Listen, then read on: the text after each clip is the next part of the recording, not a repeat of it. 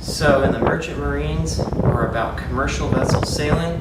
So I've been on these giant commercial vessels, worked for Matson, and we sailed the Pacific Rim. I've been to Honolulu, Hawaii, Guam, Japan, China, and Long Beach. That was our route. 5 pros of being in the Merchant Marines. The pay is fantastic, whether you're a licensed sailor or a non-licensed sailor. The pay is fantastic. You get a lot of overtime on the job. The second pro, and it's usually optional. You have to work an 8-hour day on the ships, and then you have an optional overtime every day for an extra 4 hours for time and a half. The third pro is you get to see the world. Depending on what company you sign with and what ship you sail on, you get to see and experience a lot of ports during your off hours. That's the third pro. The fourth pro to the Merchant Marines is job security with the unions. Yes, when you're in the Merchant Marines, you have to sign with a union and you have that job security. The fifth benefit, it's a job you could really do your entire career life, your entire professional life.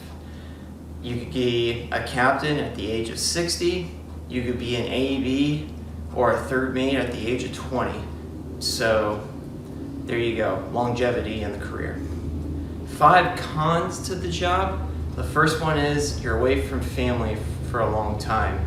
You get a lot of time off, but that also means you have to work a long time as well. These ships have to be run 24 hours, so therefore you have to be willing to give up 3 months of your life, maybe even more, at a time before you get those 3 months off for vacation.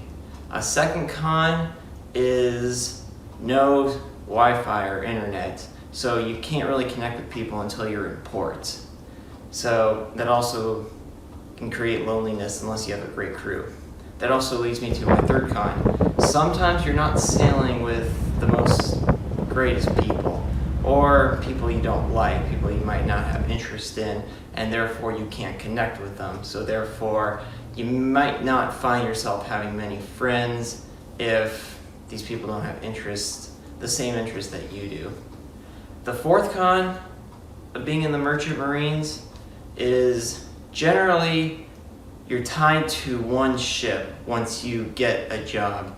It's very hard to get another job with another company, with another ship once you've been working so long with one ship. Because when you're with one ship, they usually expect you to come at a certain time of the year to relieve the other guy. So that's the fourth con. The fifth con of being in the Merchant Marines is all you see 90% of the time is water. You want to get out and get a view? Well, you better get used to the same view every day as you're sailing around and you see water. And sometimes it's not even a view. Sometimes you're going through a storm. So not every day you can get out. So those are my 5 pros, my 5 cons for sailing in the Merchant Marines. My advice to anybody that wants to get involved in commercial sailing on these sailing vessels is do it when you're young. You have a lot more energy when you're young, and I think you can benefit a lot more from being young and seeing the world and not being settled down, having commitments to other people. I believe this is a career you really want to start when you're young, and if you really fall in love with it, then you can work out establishing relationships back at home, establishing time off, times of the year you want to be off, and times of the year you want to be working. So that's my advice to anybody that's starting the job. Start it.